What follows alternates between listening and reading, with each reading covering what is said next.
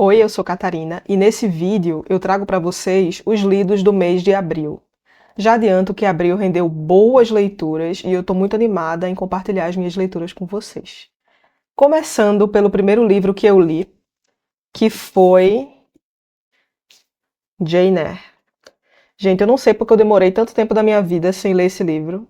Ele já estava aqui na minha estante desde o começo do ano passado, mas eu fiquei um pouco receosa de ler porque ele é um calhamaço. Ele tem quase 600 páginas. E Jane Eyre é a história de uma menina órfã que ela perdeu os pais muito cedo e aí por conta disso ela vai morar com a família do tio.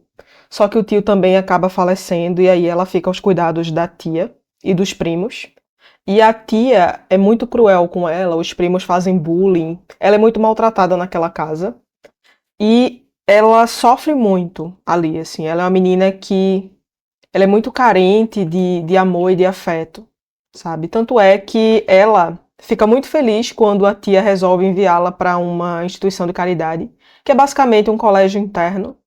E lá nesse colégio interno, ela acaba se dedicando muito aos estudos, porque ela sabe que é uma menina muito pobre, que ela não é bonita e que ela não tem uma rede de contatos. Então, ela sabe que através dos estudos é a única maneira dela sobreviver, né?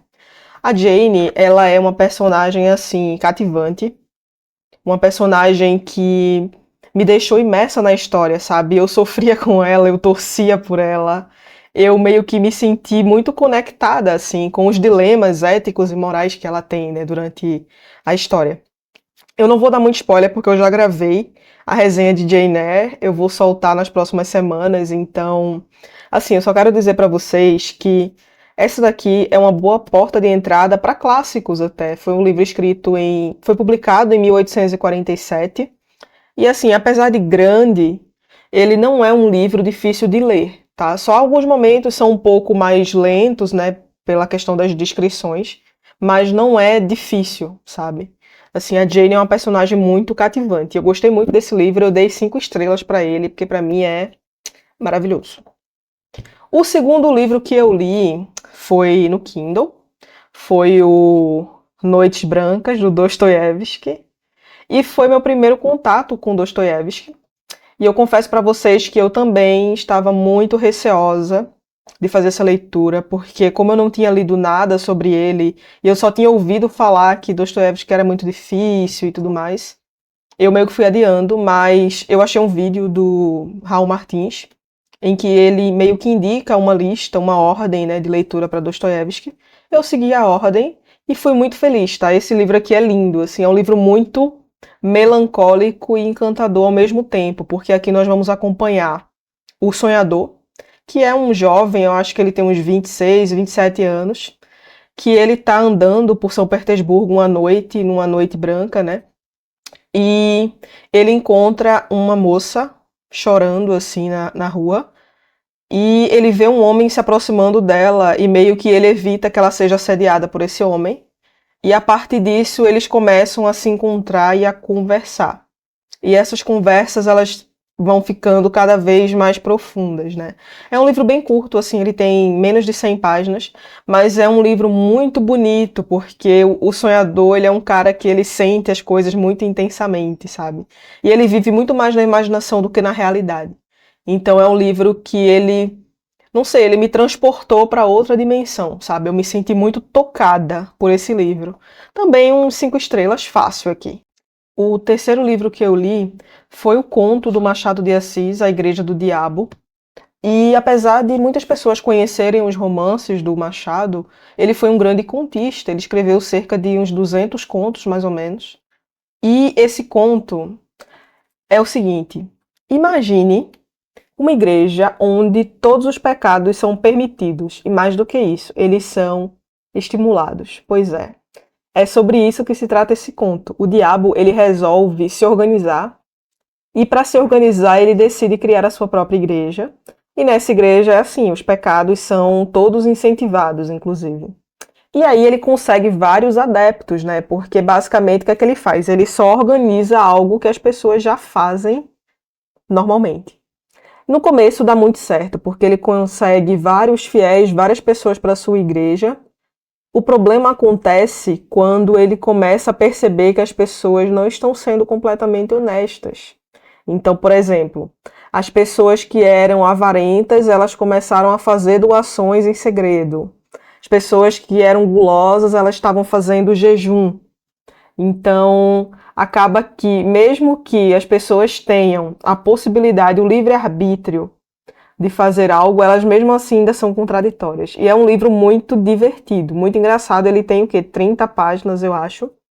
E é muito engraçado ver, sabe, essa questão da contradição humana, essa questão de como não importa que as pessoas possam fazer as coisas, elas sempre vão lá e vão fazer o que não deve, sabe, o que não é permitido, né? Então, eu me diverti muito lendo esse conto. E, assim, recomendo demais também, assim, acho que foi, se não foi 5 estrelas, foram 4 estrelas que eu dei, mas muito bom, recomendo bastante. O quarto livro que eu li foi esse daqui, A Origem do Mundo, uma história cultural da vagina ou a vulva versus o patriarcado, e eu fiquei impressionada com a pesquisa que a autora fez, trazendo fatos históricos de uma maneira muito acessível, porque ao mesmo tempo que eu aprendia sobre o assunto, eu pude me divertir, porque aqui tem uma pegada de um humor mais ácido e provocativo e até com certo deboche, né? O traço, deixa eu pegar aqui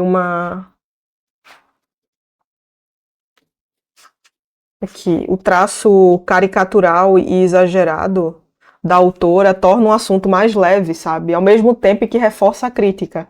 Eu acho que se esse livro ele tivesse sido escrito em texto corrido, ele seria muito mais pesado, sabe? Eu acho que ter sido em formato de HQ, ele trouxe um pouco mais de leveza. E aqui, como é que funciona, né? A autora dividiu o livro em 4 segmentos.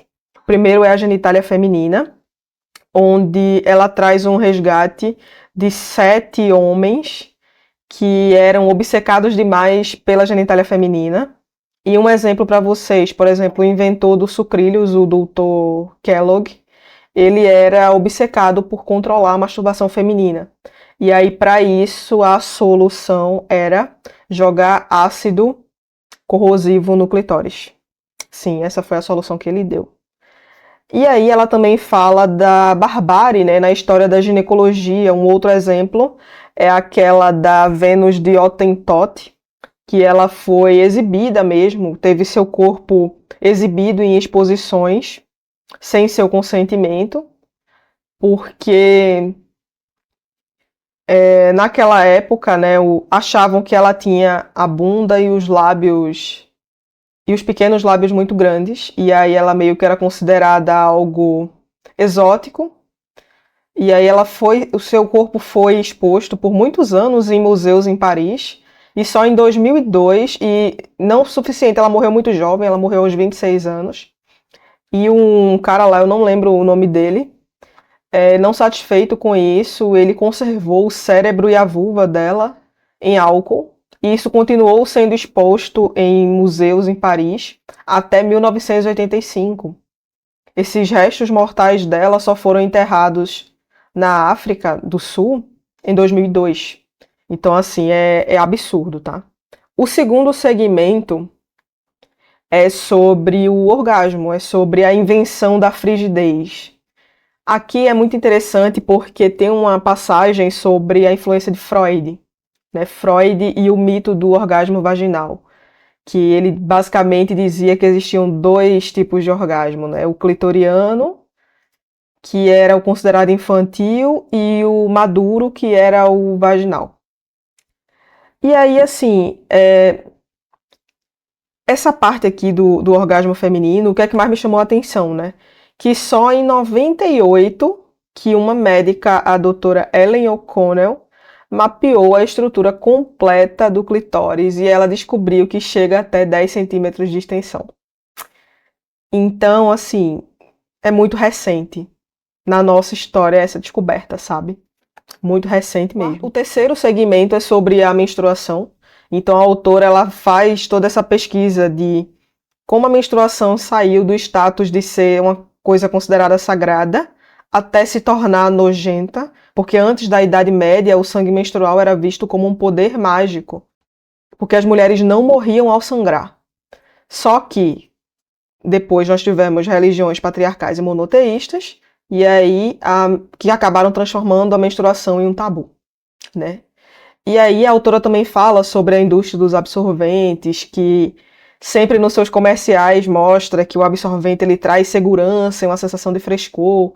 E aí você se pergunta, mas segurança em relação a quê? Como assim? A mulher está em perigo? E aí a autora faz umas brincadeiras aqui relacionadas a isso.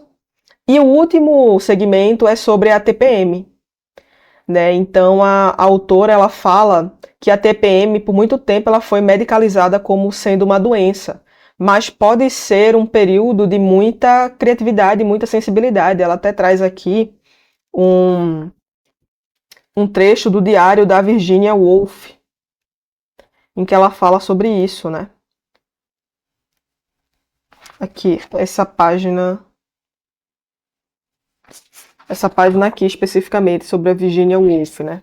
Ela diz assim: ontem eu tinha planejado escrever as páginas mais perspicazes e brilhantes de Orlando, mas não saiu uma gota sequer.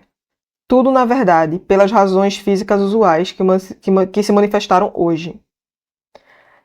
É a sensação mais estranha, é como se um dedo estancasse o fluxo de ideias no cérebro. Então ele é retirado e o sangue flui intensamente por todo o lado. Então, assim, é um livro muito interessante, eu aprendi bastante com ele, porém eu tenho duas observações a fazer. Aqui, o livro foca em mulheres cis e heteronormativas, né, heterossexuais, ignorando completamente vivências trans, não binárias e lésbicas. Então, não aborda, por exemplo, como a medicina tratou e ainda trata corpos trans. Também existe aqui um forte viés ocidental, então a autora prioriza narrativas europeias e norte-americanas, deixando de lado outras culturas. E um outro ponto importante é que a autora não fala sobre a menopausa. Então, basicamente, a história cultural da vagina ou a vulva não envolve menopausa. Não sei se porque existe um projeto de no futuro lançar um volume 2, mas esse daqui não contempla essa parte. O quinto livro que eu li foi A Jornada da Heroína, da Maureen Murdock. E esse livro aqui foi engraçado porque foi uma grande quebra de expectativa, porque quando eu peguei esse livro eu achava que seria uma resposta ao Herói de Mil Faces, do Joseph Campbell. Mas não, porque aqui a Maureen Murdock ela não está nem um pouco preocupada em rebater o Campbell. Na verdade, ela quer mesmo mostrar como nós mulheres podemos resgatar a nossa força, né, nesse mundo patriarcal. Então, o que é que eu gostei desse livro? Ele aborda mitologias pouco conhecidas, mostrando como o patriarcado foi apagando, né, as divindades femininas ao longo dos séculos. E ele também conta como a sociedade nos ensina a engolir sapo e abandonar a nossa intuição para se encaixar no padrão masculino. Além disso, ele nos ajuda a entender aquela relação que é um pouco complicada com a mãe, né, que quase todas nós temos. Mas esse livro aqui, ele me deixou com o pé atrás da metade para o final, porque ele se baseia em grande parte nas análises que a autora faz de um perfil específico de mulheres. Aquelas que renegaram o lado mãe e para agradar o pai, sabe? Com histórias de mães ausentes e pais que incentivaram uma postura masculinizada das filhas, sabe? Uma postura competitiva. E embora esse recorte seja legítimo, ele exclui outras vivências femininas. Um outro ponto que me incomodou foi o excesso de subjetividade. Então, em alguns momentos, a autora recorre a interpretações pessoais e a sonhos das pacientes, que, embora interessantes, eles poderiam ser complementados com dados ou referências mais concretas. Então, assim, esse livro aqui eu dei umas 3 estrelas. Eu não falei do outro, né? Mas o outro, esse aqui, A Origem do Mundo, eu dei 4 estrelas pela pesquisa histórica que a autora fez, tá? Me agradou bastante. O sexto livro que eu li, gente, esse daqui é um acontecimento. Eu não sei nem por onde começar a falar sobre esse livro, porque o Mário Vargas Llosa faleceu recentemente, né? E aí, eu não conhecia o trabalho dele. Eu conheci justamente porque no dia que ele faleceu isso foi muito noticiado. E aí eu fui procurar algumas obras dele e essa estava no meio, Pantaleão e as Visitadoras. Quando eu olhei a sinopse, eu não acreditei, porque basicamente a sinopse é a seguinte: Pantaleão é um capitão e ele é enviado, ele recebe uma missão ultra secreta de criar um serviço de visitadoras para os soldados que estão alocados na Amazônia peruana. Visitadoras é outra palavra para profissionais do sexo. E aí, você pensa, mas como assim? O exército está criando um serviço desse? Sim, é essa a premissa do livro. E fica pior, porque ele vai ficando cada vez mais absurdo. Porque o Pantaleão, ele não é qualquer cara, ele é extremamente metódico e organizado. E ele leva a sua missão a sério. Essa missão é secreta, então assim, quando ele mora com a mãe e a esposa, e ele vai se mudar para Iquitos, né, que é a parte que ele tem que ir para criar esse serviço. Como é uma missão secreta, ele tem que se vestir como civil, ele não pode morar na vila militar e ele não pode nem contar para a mãe e para a esposa qual é a missão dele, né? Então, é muito engraçado como ele está incomodado com essa missão, mas ao mesmo tempo ele tem um senso de dever muito grande, porque é o exército, sabe? Ele é um militar e ele tem que cumprir ordens. E aí ele leva tão a sério essa missão que ele faz, assim, planilha, que ele faz todas as estratégias de como eu tenho tantos soldados, eu só tenho tantas visitadoras, como é que eu posso organizar a logística, como é que eu posso otimizar o tempo de ambas as partes. E é muito engraçado porque ele é muito sério e ele vai enviando relatórios periódicos para os seus superiores. E ele fala sobre o assunto com uma seriedade que é inacreditável. E aí ele faz cálculos, assim, por exemplo, quanto tempo cada soldado pode ter com cada visitadora. Sabe? Como é que ele vai alocar, como é que ele vai fazer a distribuição, quais são as preferências pessoais desses soldados. Sabe? Então, assim, é um livro muito engraçado. Eu comprei ele na Shopee, no sebo da Shopee, eu comprei por R$ 20, tá? Ele tem 358 páginas. E assim, gente, ele é um livro imperdível, tá? Imperdível, assim, leia ele porque é muito engraçado. A narrativa, ela é um pouco confusa, porque ela mistura recortes de jornais com esses relatórios que ele envia para os superiores, com acontecimentos que envolvem outras pessoas também. Então, no começo é um pouco difícil de você situar quem está falando, porque você só sabe quem terminou de falar ao final das frases. Você não sabe no início, você só sabe no final. Mas tirando isso, é um livro assim, ó, sensacional. Por exemplo, ó, logo no iniciozinho, aqui, ele faz as estimativas dele. Ele diz aqui, o teste busca estabelecer um quadro de ambições maximalistas e outro minimalistas, como no exemplo, sujeito X, que é o soldado, né? Ambições máximas por mês, 30. Ambições mínimas por mês, 4. E aí ele tira a média. Aí ele diz aqui, ó. Segundo esse mesmo esquema, né, no mesmo grupo de solteiros com capacidade marital sob o seu comando, mediante a mesma técnica de sondagens indiretas, perguntas de aspecto casual. Quanto tempo calcula ou sabe positivamente o sujeito que deve durar, no seu caso, a prestação marital? Das preliminares até a sua conclusão. Ambição máxima por prestação, 2 horas. Ambição mínima por prestação, 10 minutos. E aí a média que ele tira disso é 20 minutos. Então, assim, é um livro que ele é muito engraçado, ele é muito surpreendente e ao mesmo tempo ele é muito crítico, né? Porque como é que pode, né? Você pega uma instituição que é formal, né? Que resolve criar esse serviço, só que ninguém pode saber disso, tanto é que no final do livro descobre-se que foi o exército que criou o serviço, e é um grande rebuliço na cidade. Então, assim, o serviço das visitadoras, ele já é conhecido há muitos anos e por muitas pessoas, só que ele não é reconhecido como legítimo, sabe? É aquele tipo de serviço que aí todo mundo sabe que tem, muita gente usa, mas não reconhece que usa. Então, assim, o serviço ele tem até uma sigla, que é o SVGPFA, Serviço de Visitadoras para Guarnições, Postos de Fronteira e Afins. E aí é muito engraçado porque as próprias visitadoras, elas gostam muito de trabalhar no SVGPFA porque elas têm regras de conduta lá dentro, os soldados têm regras de conduta com relação a elas. Elas têm salário fixo, elas têm horário de trabalho fixo, elas têm o domingo de folga. Então elas têm um pouco mais de previsibilidade, sabe, sobre os seus ganhos. E elas são bem tratadas, sabe? Então é um livro que ele me provocou muitas risadas e muita reflexão ao mesmo tempo, tá?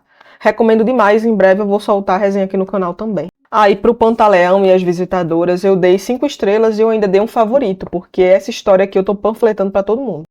Aí teve um livro que eu esqueci de falar, que foi o Dois Irmãos, que foi o segundo livro do mês que eu li até pro projeto Lendo pelo BR, inclusive tem resenha aqui no canal. Eu não estou com ele agora porque eu emprestei, mas é um livro que ele fala sobre a trajetória desses irmãos gêmeos, que eles são muito diferentes entre si, e que eles também têm suas problemáticas, têm seus conflitos, não existe bonzinho nem vilão nessa história. É uma saga familiar, então nós vamos acompanhando eles desde crianças, né, até a maturidade. E nós vamos vendo também a relação deles com a mãe, com o pai, com a empregada. E a cidade de Manaus, ela atua aqui como sendo um protagonista também, sabe? Se não um protagonista, um personagem, que ela vai acompanhando o que acontece com essa família, junto, sabe? E foi um livro que me encantou muito, assim, eu já inclusive providenciei outro livro do Milton Ratum, porque realmente eu gostei muito da maneira como ele conecta os personagens com a cidade.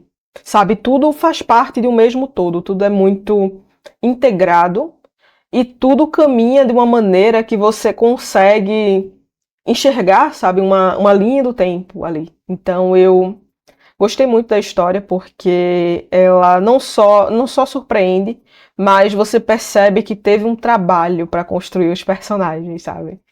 E fazê-los reais, sabe? Eu conseguia enxergar o Yakub e o Omar facilmente em algum parente meu, entende? Então foi um livro que me marcou muito. Eu acho que eu não favoritei, mas eu dei 5 estrelas para ele, porque realmente é um livro bem impressionante. Bom, pessoal, no total aí eu li 7 livros em abril, porque, né, tivemos um feriado. Que bom que tivemos feriados, por mais feriados, né, para eu poder ler mais. E eu estou muito feliz com as minhas leituras, porque não teve nenhuma leitura que eu abandonei ou que eu odiei, sabe? As leituras foram de mais ou menos para favoritas. Então, assim, eu não tenho do que reclamar de fato. Então, por hoje é só. Se você gostou desse vídeo, deixa o like, coloca aqui nos comentários quais desses livros que eu falei você já leu ou você quer ler. Enfim, até o próximo vídeo. Até mais. Tchau.